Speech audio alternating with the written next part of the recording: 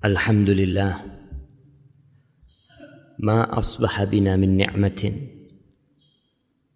aw bi ahadin min khalqika faminka wahdaka la syarika lak walakal hamdu walakal syukr.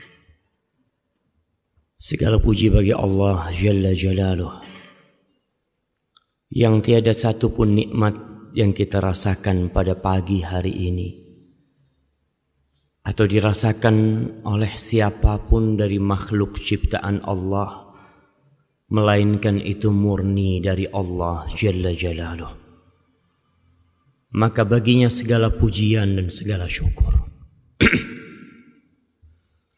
Allahumma salli wa sallim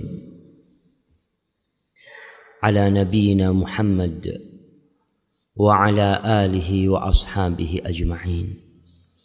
Ya Allah, semoga salawatmu, semoga salam, berkah dan nikmatmu senantiasa kau curahkan untuk hamba kekasihmu, untuk Nabi kita Muhammad sallallahu alaihi wasallam, dan untuk keluarga beliau, untuk istri-istri beliau, untuk anak cucu beliau, dan untuk seluruh sahabat Nabi radhiyallahu ta'ala anhum ajma'in. Amma ba'd. Ada sebuah nasihat yang disampaikan oleh salah seorang ulama. Dia mengatakan, ya ibna Adam, innama anta ayyam, idza dhahaba yawmun dhahaba ba'duka. Wahai anak Adam, engkau itu hanyalah kumpulan hari-hari. Manusia itu hanya kumpulan hari-hari. Kalau satu hari pergi, ketika mentari tenggelam di ufuk barat, maka sebagian dari dirimu telah pergi.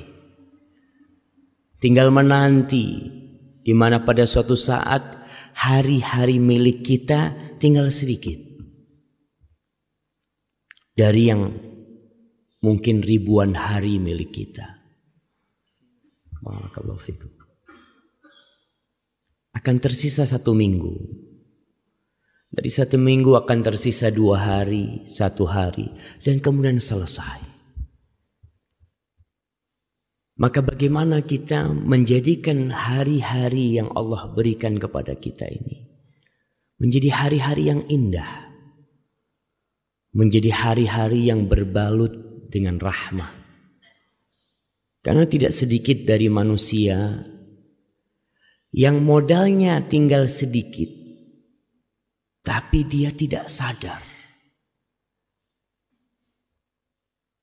Pernah seorang alim ulama mendapatkan berita bahwa sohibnya itu sekarang sudah menjadi orang yang kaya raya, yang memiliki harta bertumpuk-tumpuk, sibuk mencari dunianya.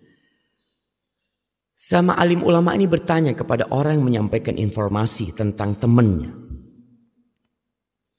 Hal jama'a lidzalika ayyaman yunfiq fiha? Apakah temanku itu yang mengumpulkan harta banyak juga mengumpulkan waktu? Juga ikut mengumpulkan hari-hari untuk dia membelanjakan harta yang dia kumpulkan. Kata temannya, ya gak mungkin lah. Gak mungkin manusia bisa menambah 1 hari dari hidupnya, gak bisa. Kata alim ulama ini, idzan ma jama'a syai'an. Kalau gitu dia tidak mengumpulkan apapun. Kalau kita mengumpulkan harta tapi tidak mengumpulkan hari, terus buat apa tuh harta? Kapan kau akan infakkan tuh harta?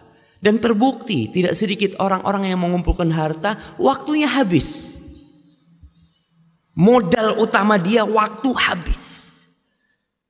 Sehingga belum sempat dia menikmatin semua hartanya. Rasulullah sallallahu alaihi wasallam, beliau mengajarkan kepada kita bagaimana hari-hari kita ini menjadi hari-hari yang indah. Di dalam hadis yang diriwayatkan oleh Ummu Salamah, hadis Ibnu Majah dan disahihkan oleh Syekh Albani. Kata Ummu Salamah, kana Rasulullah sallallahu alaihi wasallam idza asbaha as-subhu yaqul.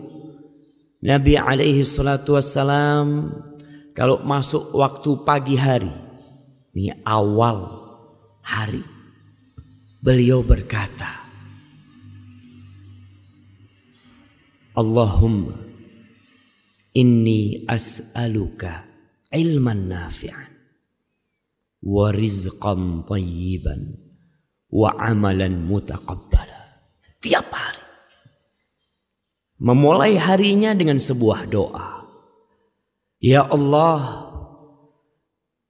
aku memohon kepadamu. Subhanallah. Tauhid seorang hamba tidak meminta kecuali kepada Sang Pencipta. Tidak memohon kecuali kepada Allah Jalla Jalaluhu. As'aluk. Di sini kita juga diajarkan bahwa seorang muslim tidak perlu kagok, nggak perlu malu untuk memohon kepada Pencipta. Tidak perlu apa yang diucapkan dalam lisan kita, yang terbetik di hati pun Dia tahu. Tapi Allah memerintahkan kepada kita untuk minta. Allah berfirman, "Idza sa'alaka 'ibadi 'anni." Kalau hamba-hambaku bertanya kepadamu tentang aku, fa inni qarib. Aku itu dekat, kata Allah. Allah berada di atas arsy-Nya sana, tapi Dia dekat dengan hambanya. Ujibu da'watad da'i idza da'ani. Aku mengabulkan doa orang-orang yang minta. Kalau dia minta, maka kita diperintahkan untuk minta. Walaupun Allah tahu dengan hajat kita, Allah tahu dengan keperluan kita, minta sama Allah. Di ayat lain Allah mengatakan, Ud'uni astajib lakum. Kau minta sama aku kabulkan apa yang kau minta. Maka Nabi mengajarkan kepada kita untuk meminta, untuk memulai harinya dengan permohonan. Permohonan apa? Kita ini punya modal satu hari ini. Kita nggak tahu sampai jam berapa hidup kita. Di detik keberapa waktu kita akan habis kita nggak tahu. Tapi yang pertama dipinta oleh Rasulullah SAW, ilman nafi'an. Ilmu yang bermanfaat. Tidak semua ilmu. Banyak ilmu diajarkan di muka bumi ini. Banyak ilmu dicari oleh manusia. Diburu oleh insan sampai ke ujung dunia mencari ilmu. Tapi sebagian ternyata ilmunya tidak membawa manfaat buat dia, buat keluarganya. Sehingga ilmu itu mengantarkan ke dalam api neraka. Ilmu apa sih yang bermanfaat itu? Berbicara tentang kebutuhan manusia kepada ilmu, gak perlu kita meragukannya. Kita lihat di negeri kita. SD, TK, sebelum TK, PAUD, SD, SMP, SMA, banyak sekali. Itu pertanda manusia perhatian akan ilmu. Tiap hari belajar ilmu. Hari Ahad pun ketika libur orang tuanya ngomong, nak, Ahad bukan berarti kau gak sekolah. Kau tetap belajar. Karena kita butuh dengan ilmu. Tapi ternyata sebagian orang belajar SD, SMP, SMA, S1, S2, S3 sampai profesor. Terakhir masuk penjara. Korupsi. Subhanallah. Jadi inti belajar buat apa selama ini? Nggak bermanfaat ilmu yang kau gali selama ini. Sehingga kita lihat pemerintah kita mulai berpikir. Berpikir apa? Berpikir pendidikan berbasis karakter. Karena banyak ilmu yang diajarkan nggak bermanfaat. Anak SD dikasih pelajaran dari pagi sampai siang. Kita nih yang pernah sekolah SD, Tanya, ilmu apa yang bermanfaat waktu SD itu? Sebagian bermanfaat, tapi banyak yang hanya menghabiskan waktu kita tanpa manfaat. Nabi udah ngajarin, kau minta sama Allah ilman nafi'an, ilmu yang bermanfaat. Yang bermanfaat yang mana? Yang bermanfaat itu alladzi yurithul khasyah, yang membuat engkau takut kepada Allah. Ilmu yang bermanfaat yang membuat engkau berbakti kepada orang tuamu, membuat engkau empati kepada tetanggamu, membuat engkau berakhlak mulia, berkarakter yang baik, membuat engkau menghormati yang lebih tua, menyayangi yang lebih kecil, membuat engkau tahu mana yang halal dan mana yang haram, membuat engkau tahu mana kira-kira amalan yang diterima sama Allah dan mana amalan yang ditolak sama Allah. Ilmu nafi'an. Nabi alaihi salatu wassalam memulai permohonannya dengan ilmu. Sebelum yang kedua, sebelum yang ketiga. Karena dengan ilmu kita memang bisa tahu mana yang dibenci sama Allah dan mana yang disukai oleh Allah. Tidak sedikit di antara kita yang berbuat dosa sampai tua. Ketika tua dia sadar, ya Allah, ternyata yang aku lakukan dosa selama ini. Ya iyalah. Kok nggak tahu? Nggak tahu. Kenapa nggak tahu? Ya, selama ini kita ini Islamnya keturunan. Orang tua kita Islam, kita Islam. Kita jarang belajar ilmu agama. Bahkan ilmu agama itu di SD hanya sampingan. Tidak diujikan di ujian nasional. Enggak. Kau enggak belajar pun yang penting ujian nasional lulus. Sehingga muncul manusia tidak berkarakter, tidak beragama. Ya karena itu. Ilmu agama kurang diperhatikan. Padahal itu ilmu yang bermanfaat. Sampai mati dapat manfaat. Nabi diperintahkan oleh Allah untuk meminta tambahan. Bukan harta. Bukan rumah, bukan kendaraan. Satu. Wa qul rabbi zidni ilman.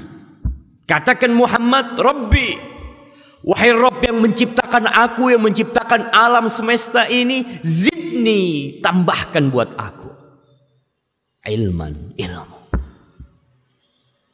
Di ayat lain Allah berfirman, innama yakhshallaha min ibadihi al-ulama. Sesungguhnya yang takut kepada Allah dari hamba-hambanya cuma ulama, cuma orang yang ngerti sama Allah, yang tahu sama hukum-hukum Allah, cuma itu. Ustaz, berarti ilmu-ilmu yang lain gimana Ustaz? Kedokteran, kimia, apa? Ilmu itu bermanfaat kalau dibalut dengan ilmu kepada Allah. Tetap dasarnya itu ilmu tentang Allah. Karena tidak sedikit orang yang menjadi profesor di kedokteran, apa dia bisa sholatnya benar? Karena dia belajar di kedokteran. Nggak bakal. Tetap dia harus belajar agama supaya dia tahu sholat yang benar itu gimana. Kemudian setelah itu beliau memohon rizqan thayyiban, rezeki, tidak sembarang rezeki. Bukan rezeki yang banyak, bukan rezeki yang luas, bukan mobil yang mewah, bukan rumah yang tingkat, bukan tanah yang berhektar-hektar, tapi yang diminta rizqan thayyiban, rezeki yang thayyib. Apa tuh rezeki yang thayyib? Rezeki yang thayyib adalah rezeki yang bermanfaat, halal, bermanfaat buat kita. Rezeki buat kita tuh bukan yang kita tumpuk di lemari kita, bukan. Belum tentu rezeki kita. Tidak sedikit orang yang ditumpukan lemari besinya, anggaplah ada 1 miliar, mati. Setelah pagi hari dia kumpulin duitnya, dia lihat, Masya Allah 1 miliar sudah. Dia kunci. Jam 9 pagi masuk rumah sakit, diperiksa sama dokter, mood udah mati. Duit itu rezeki dia? Bukan. Punya anaknya? Bisa jadi. Atau punya orang lain? Bisa jadi. Maka yang diminta oleh seorang hamba, rizqan thayyiban, rezeki yang thayyib, yang bermanfaat buat tubuh kita. Tentunya yang halal pada awalnya, bermanfaat buat anak kita, bermanfaat buat keluarga kita. Bukan yang banyak, tapi yang thayyib. Tentunya dengan ilmu tadi kita bisa memilah-milah mana yang thayyib dan mana yang tidak thayyib. Kita hidup di masa yang manusia tidak lagi perhatian. Amin halalin iktasab, apakah dari yang halal dia dapatkan, amin haramin. Jangan lagi mikir, yang penting dapat fulus. Sampai muncul pernyataan-pernyataan, Ustaz, yang haram aja susah, apalagi yang halal. Dari dulu yang haram itu susah. Dari dulu. Karena manusia secara fitrah ketika berbuat haram, melakukan atau mengambil rizki yang haram, nggak nyaman di hati dia. Ya sampai hari ini susah. Yang halal banyak. Tinggal kita mau nggak belajar, terus berusaha. Yang ketiga, yang dipinta sebagai modal dan bekal perjalanan hari kita ini, wa amalan mutaqabbala, amalan yang diterima. Sekali lagi, Nabi itu mengajarkan kepada kita kualitas, bukan kuantitas. Ilmu bukan ilmu yang banyak, rezeki bukan rezeki yang banyak, itu kuantitas semuanya. Kemudian amalan bukan amalan yang banyak, tapi amalan yang diterima. Dan itulah sebenarnya tujuan kita beramal, supaya diterima, bukan asal beramal. Muncul orang-orang yang mengatakan, sudahlah nggak usah bicara tentang sholat yang benar, sholatnya Nabi atau sholatnya siapa, yang penting sholat. Laung banyak orang yang tidak sholat. Subhanallah. Bukan yang penting sholat, yang penting bagaimana sholat diterima sama Allah. Karena Allah berfirman, fawailun lil musallin, celaka ada orang-orang yang ruku sujud tahunan masuk neraka. Sholat. Jadi hati-hati kita. Jangan cuma asal sholat. Amalan mutaqabbalah itu yang diminta sama Rasul. Sholat yang diterima itu yang kita inginkan. Siapa orang-orang yang sholat tapi masuk neraka? Kalau yang gak sholat jangan dipikirin. Ini yang sholat masuk neraka. Alladzina hum an salatihim sahun. Mereka adalah orang-orang yang sholat lalai sama sholatnya. Alladzina hum yura'un. Mereka sholat tapi riya. Sholat gak bakal diterima sholatmu kalau kau tidak mengharapkan ridha Allah Jalla Jalla. Di dalam hadis yang diriwayatkan oleh Imam Tabrani, dan hadis ini hasan, Nabi SAW bersabda, Inna rajula la yusalli salata 60 sana. Ada orang, kata Nabi, yang sholat selama 60 tahun. Bisa dibayangin kalau dia baru mulai sholat umur 10 tahun, berarti umurnya 70 tahun. Sholat, ruku, sujud selama 60 tahun. Walam tuqbal lahu sholat. Satu pun sholatnya tidak ada yang diterima. Satu pun sholat. Kenapa? Yutimmu ruku'ahu wala yutimmu sujudahu. Yutimmu sujudahu wala yutimmu ruku'ahu. Sujudnya sempurna, rukuknya nggak sempurna. Rukuknya sempurna, sujudnya nggak sempurna. Ini yang namanya sholat asal-asalan. Nggak diterima. Buat apa kau capek-capek? Nabi kita SAW pernah duduk di Masjid Nabawi. Tahu-tahu ada sahabat masuk sholat. Setelah sholat datang kepada Nabi. Assalamualaikum ya Rasulullah. Apa kata Rasul sallallahu alaihi wasallam? Salli fa innaka lam tusalli. Kau salat. Nih salat sunnah nih. Dia masuk ke masjid mungkin. Kau salat, sebenarnya kau itu belum salat. Loh, tadi rukuk sujud ngapain tuh? Ternyata ada salat yang tidak dicatat. Innaka lam tusalli. Kau belum salat. Akhirnya salat lagi orang. Salat. Dilihat sama Nabi. Selesai salat, assalamualaikum. Datang lagi ke Rasulullah SAW. Apa kata Nabi alaihi salatu salli fa innaka lam tusalli. Salat, kau belum salat. 2 kali. Akhirnya yang ketiga dia salat. Assalamualaikum. Akhirnya dia datang lagi kepada Rasulullah SAW. Apa kata Rasulullah SAW? Salli fa innaka lam tusalli. Sampai 3 kali. Kau balik salat, kau belum salat. Wahai Rasulullah sallallahu alaihi wasallam, la uhsinu ghaira hadhih. Aku enggak bisa lagi salat lebih baik dari yang tadi kau lihat. Salatku paling baik sudah itu. Fa'allimni, maka ajarin aku gimana salat yang benar. Modalnya tetap ilman nafi'an. Orang kepingin salatnya benar, kepingin ibadahnya benar, ilman nafi'an. Ilmu yang bermanfaat. Sehingga dia bisa tahu sholatku ini gimana yang benar. Karena ada orang hidup bersama Nabi tapi sholatnya tidak benar. Apalagi kita yang jauh jaraknya dari Rasul sallallahu alaihi wasallam.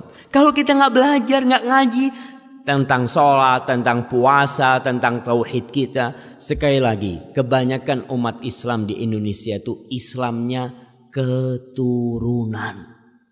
Sholatnya keturunan, puasanya keturunan, bapaknya sholli, anaknya sholli, bapaknya maling, anaknya maling. Ya udah. Maka amalan mutaqabbala kita pinta kepada Allah. Dan pada akhirnya Allah Jalla Jalaluhu menciptakan kematian dan kehidupan ini.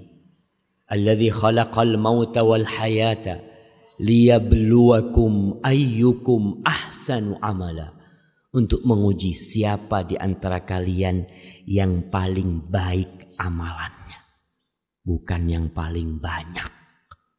Tidak. Maka sekali lagi belajar. Kalau kita nggak mau belajar, bahkan menganggap ilmu agama sebagai sampingan, sebulan sekali datang ke pengajian, sisanya untuk dunia.